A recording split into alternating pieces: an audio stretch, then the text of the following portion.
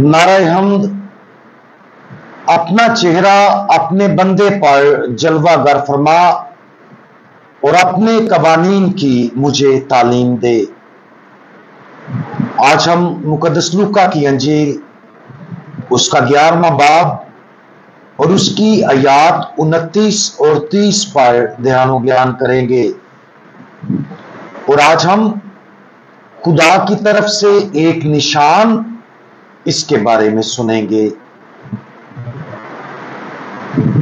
और जब एक बड़ा हजूम जमा होता जाता था तो वो कहने लगा कि ये पुश्त एक बुरी पुश्त है। निशान की तालिब तो है मगर यूनुस के निशान के सिवा कोई और निशान इसे दिया ना जाएगा, क्योंकि जैसा यूनुस अहले नैनवा के लिए निशान ठहरा उसी तरह इब्ने इंसान इस पुश्त के लिए होगा। क्या हमने कभी अपने आप को खुदा से निशानात तलब करते हुए पाया है? अक्सर हम जब जिंदगी के दौरान मुख्तलिफ अतार चढ़ाव का तजर्बा करते हैं तो हम आसानी से अपने आप को खुदा की तरफ से निशानियों की तलाश में पा सकते हैं कि हमें उस या इसके बारे में क्या करना चाहिए।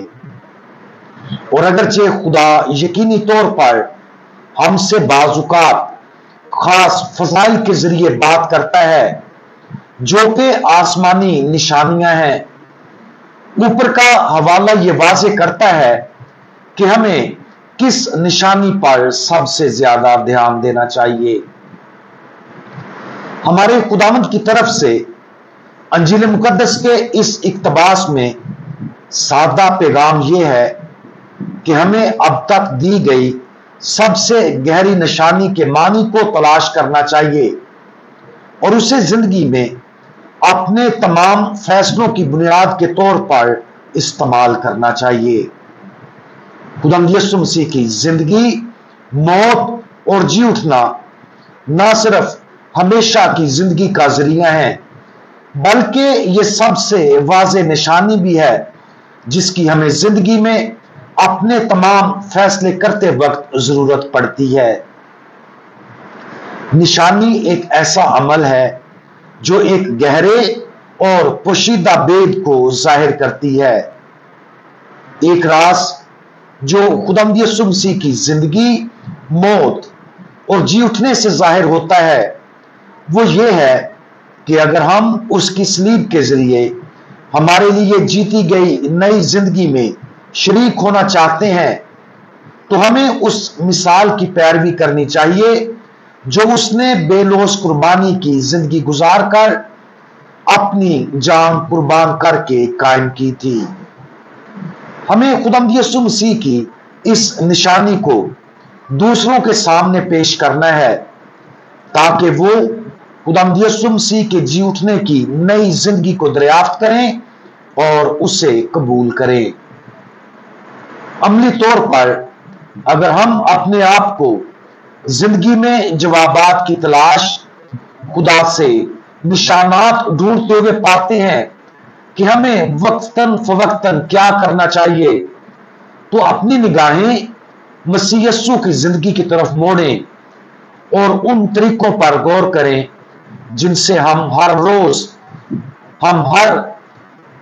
रोजमर्रा के अमली काम में उसकी जिंदगी की मुकम्मल पैरवी कर सकते हैं।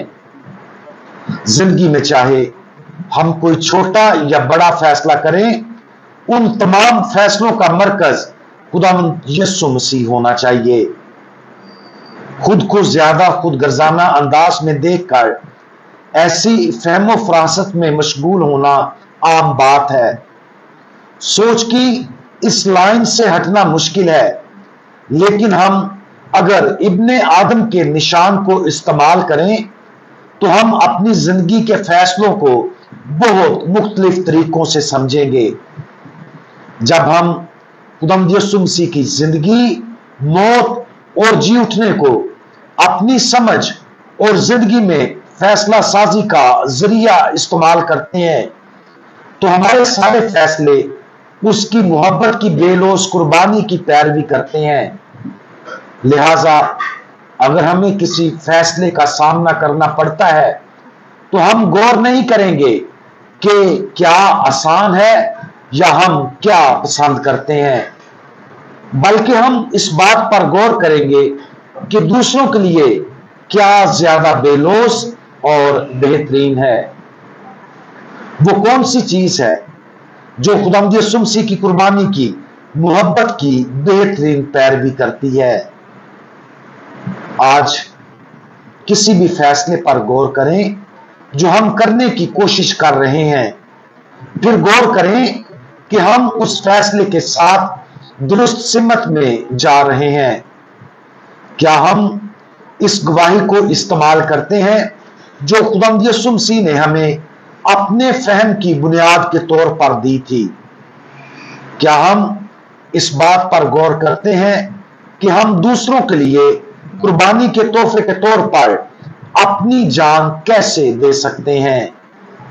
کیا ہم محبت کو خداوند یسوع مسیح کی صلیب کے نقطہ نظر سے دیکھتے ہیں اور ان لوگوں سے جن سے وہ پیار کرتا ہے ان کی نجات کے لیے اس کی جلالی اور بے لوث لگن کی پیروی کرنے کی کوشش کرتے ہیں؟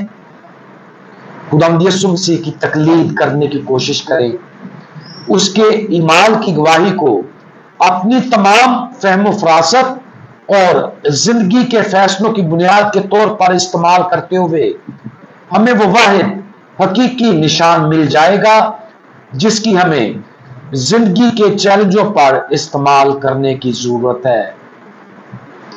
ہم دعا مانگیں۔ ہمارے کامل خداوند، آپ نے زندگی میں جو بھی فیصلہ کیا وہ محبت سے اور باپ کی کامل مرضی کے مطابق تھا۔ ہمیں وہ فضل عطا فرمائیں جس کی ہمیں زندگی کا ہر فیصلہ آپ کے کامل نمونے کی تقلید میں کرنے کی ضرورت ہے۔ جس طرح محبت میں آپ نے اپنی زندگی دوسروں کے لیے پیش کی، ہم بھی آپ کی اس زندگی کی تقلید کریں۔ ہم آپ کو اور آپ کی شاندار جلالی قربانی کی زندگی کو اس نشانی کے طور پر منتخب کرتے ہیں جس کے ذریعے ہم زندگی میں رہنمائی حاصل کرتے ہیں۔ خداوند یسوع مسیح، ہمارا بھروسہ آپ پر ہے۔ آمین۔